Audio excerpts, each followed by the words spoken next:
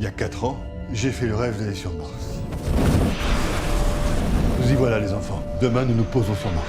Mais nous ne serons pas les premiers. Welcome to Screen Recaps, and today we are going to recapping the first 2 episodes of the missions. After a devastating event in which the Soviet spacecraft Soyuz 1, with cosmonaut Vladimir Komarov on board, tragically crashed upon returning to Earth following their mission. Several years later, preparations are now underway for an expedition to Mars. The leader of this mission is the Swedish billionaire Meyer, and after a journey of 10 months, the crew of the spaceship Ulysses finally arrives at the Red Planet.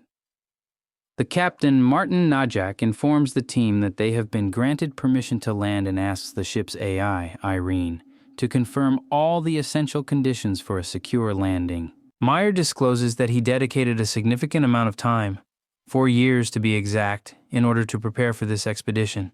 He made considerable sacrifices, including using up almost all of his financial resources. However, their plans were thwarted when the American company Zillion successfully reached Mars 2 weeks prior. The alarming issue is that there has been no communication from the American crew except for a solitary video message in which they explicitly request that no one else comes to Mars. This situation sparks a heated debate among the crew members, but the captain firmly asserts that the landing will proceed as planned. Consequently, the crew disperses to their respective cabins with only 30 minutes remaining until the scheduled landing. At this critical juncture, a crew member named Irene takes charge and begins the necessary preparations. In an unexpected turn of events, a situation arises where the ship fails to detach from the carrier system, putting the entire crew in threat. The gravity of the situation necessitates a manual separation as the only viable solution. With great courage, the captain embarks on a perilous journey into space, battling against the stubborn attachments in an attempt to free the ship. However, just as the commander is engrossed in this critical task, the shuttle unexpectedly enters Mars's atmosphere, abruptly ejecting the captain into the vastness of open space. The shuttle's journey to Mars takes an unexpected twist when a system error triggers a power outage, bringing the spacecraft perilously close to crashing onto the red planet's surface. With their lives hanging in the balance, the astronauts are left with no choice but to rely on their own skills and expertise to manually navigate the shuttle for a safe landing. As the tension mounts, the AI system, Irene, enters sleep mode, leaving the crew to face the daunting task alone. Against all odds, the astronauts successfully touch down on Mars, a remarkable achievement in itself. However, their triumph is short-lived as they soon realize that their fuel reserves have been completely depleted, and to make matters worse, Irene fails to restart. With no onboard computer or life support system to rely on, the crew finds themselves in a race against time, with only a single day to find a way to survive the harsh and unforgiving Martian environment. As Alessandra grieves for her late spouse, a figure in a spacesuit catches her eye through the window.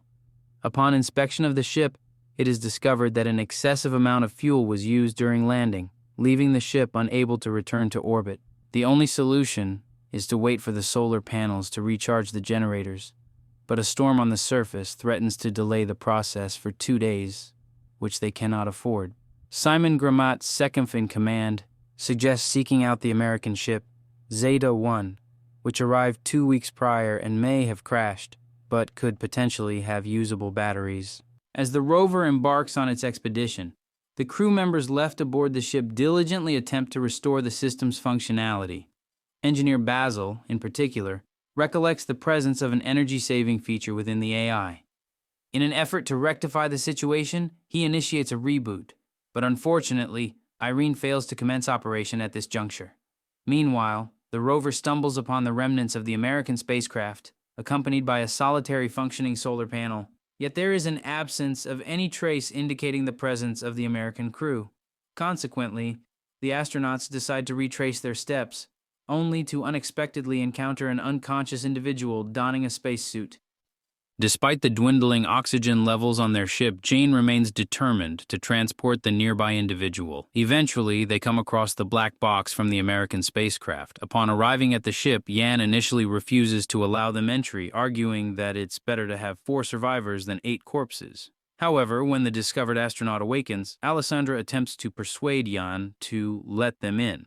At that moment, the AI Irene activates and opens the doors. Upon further investigation, they discover that the astronaut is actually Vladimir Kumarov, a Soviet cosmonaut who was born in Moscow in 1927 and was carrying out orders from the USSR government. He has no knowledge of the American crew.